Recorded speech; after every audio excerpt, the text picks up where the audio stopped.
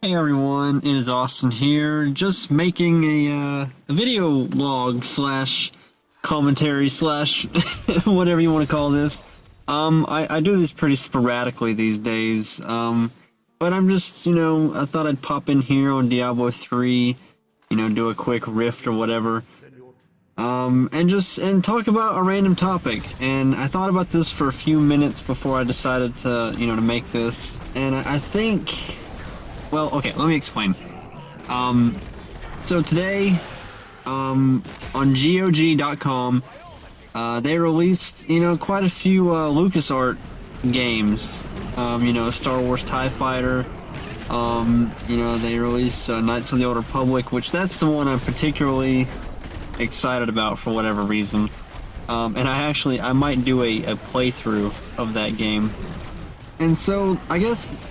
the topic I wanted to talk about, and I guess if nothing more than just to give my 2 cents worth, I wanted to talk about why I think DRM-free is better overall.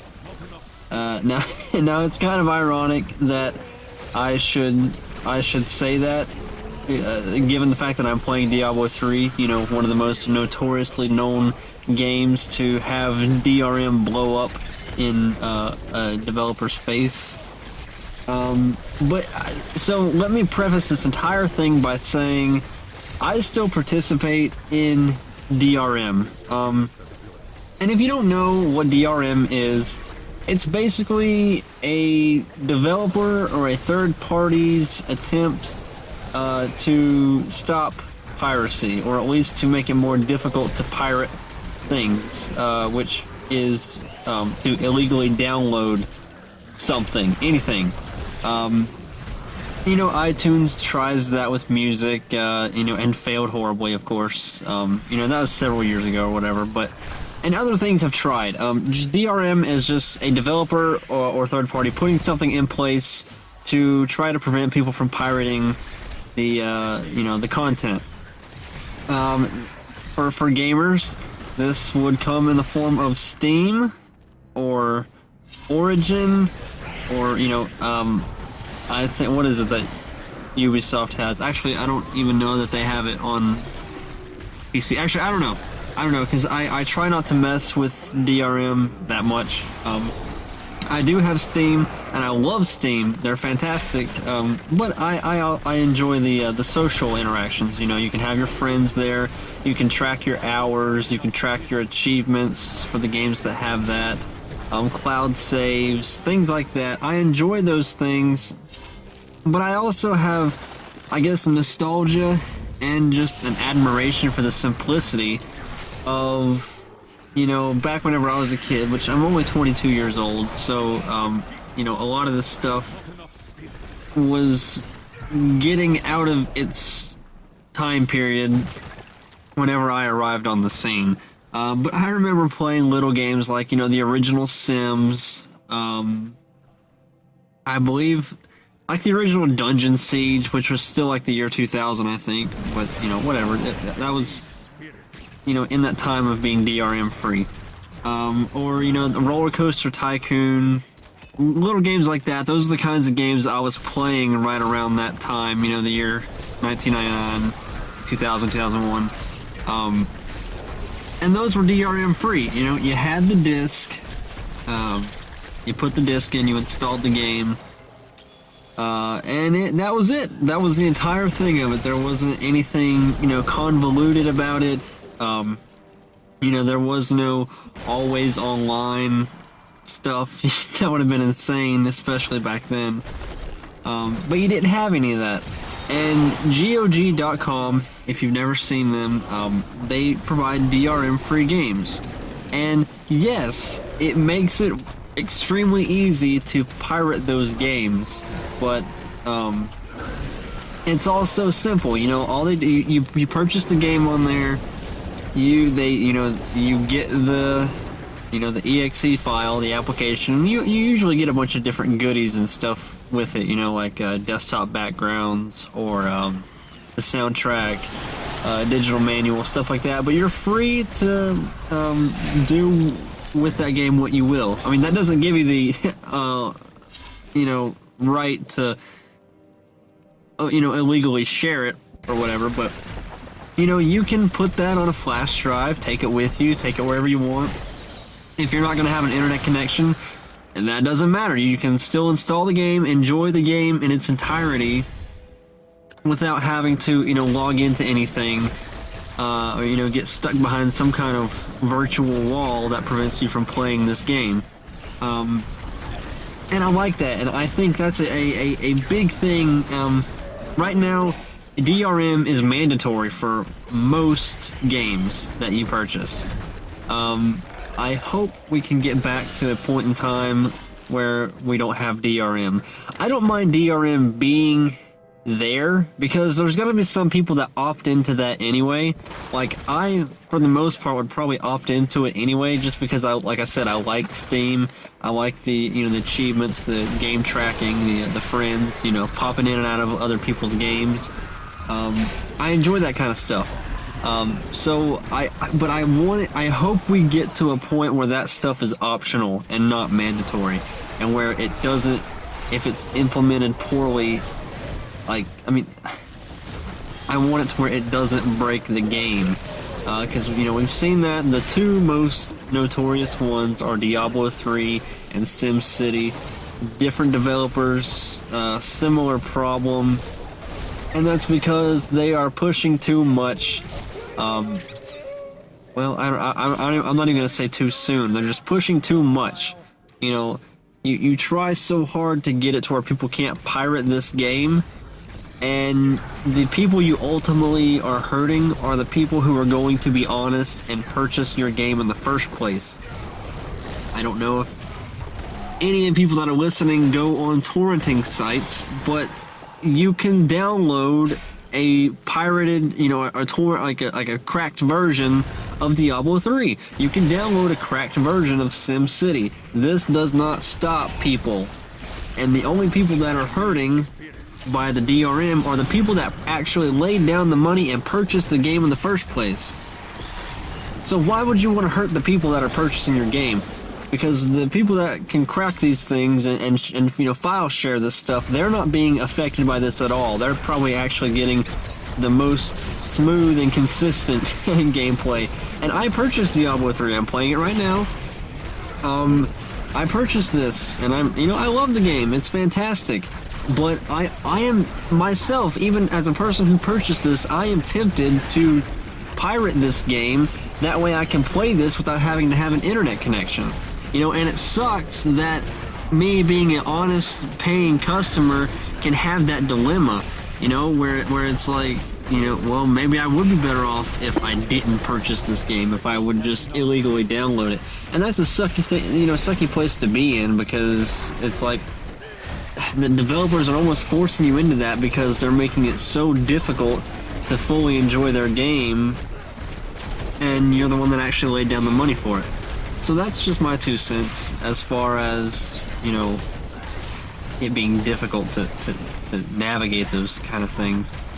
But also, I'm also playing this game on a pretty crappy laptop. You know, I can't always have, you know, a well-equipped desktop with me. Sometimes I tote around a crappy laptop, and you know, that's whatever. I don't have the finances to continually upgrade a laptop, so, you know, I've got one that I've had for about 4 years. And of course that stops me from playing a lot of things, but whenever you have a crappy laptop like that, you can tell a world of difference whenever you learn how to manage the resources on your crappy laptop. Just like if I want to play, you know, Star Wars The Old Republic, everything's on the lowest it'll go. And if I don't do anything prior to going into the game, it'll run extremely crappy. But, you know, I'll pull up Advanced System Care, I will flush out the RAM, you know, release, you know, a lot of the RAM. I can usually get about half a gig back doing that. And I do that, you know, every time, you know, right before I start the game. But I close out of all the programs I don't need, any crap that's running in the background, and then, you know, like I said, I'll clean out the RAM, I'll do all that. before I go into the game, and it makes a world of difference, and I can get a bunch, or a lot more performance out of games whenever I do that. And I've noticed I have a few games that are DRM-free that if I played them on Steam, I would get significantly less performance out of my system. Whenever it's DRM-free, I can usually get, way better performance out of it because I'm not having to run an extra program just to get that game to work. Now, of course, this isn't going to be that big of a deal on somebody that has a super, beefed up computer. But for somebody that is actually having to count their megabytes in their RAM, because every little bit helps, you learn how to manage your resources really good. There are several games that, I wish I had them off of Steam because, that Steam, sure, it's only taking up like 30, megabytes of RAM and a little bit of my CPU. But man, if I had that back, I could get, a little bit more performance out of that crappy laptop. And that's just something that didn't even factor into it whenever, whenever games were just automatically DRM free. You didn't have to worry about that. That wasn't a problem. You didn't factor that into the equation at all. It was just you installed the game and you ran it. If your system could run it, it could run it. If it couldn't, oh well, that sucked. But that's just, so I think, whenever you consider all of that, I think DRM free is better. At least, with the argument of it being mandatory. Because that's the kind of phase we're in right now, and I hope it's a trend that dies out, because I do enjoy my DRM enabled games. But I wish it could be an option, and I wish it could be something you could turn on and off, because probably 80 to 90% of the time I would opt into the DRM anyway. If I'm on my desktop and I don't have to manage my resources like that, I would be in Steam all the time, and I am. That's how it is. But I wish I could, then flip a switch and say, hey, my game's already on this computer. I don't want to log into Steam to play for this gaming session. And I should be able to, I purchased this game just like I have, for the past 10, 15 years with games. I purchased the game, I should be able to play it, at my convenience, not the convenience of the developer. If I want to play it on my laptop, that could play it pretty decent if I didn't have to, tote around all this extra crap to get it to work and verify that I actually purchased this thing, then I think that should be something that you should do. And I hope I'm not, repeating myself too much.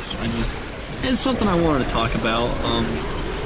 And I think about this kind of stuff occasionally, and then, kind of push it back, oh, we're in 2014, this is how the world works now.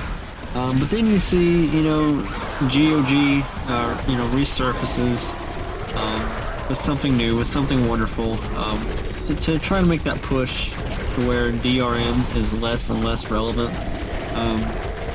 And, Steam is a behemoth of itself. It just, millions and millions of concurrent users, and which is fine. I love Steam. I think Valve has done incredible things, to push the gaming community forward, and I appreciate that and I admire that. But I wish they would kind of invest their time into a DRM-free, solution.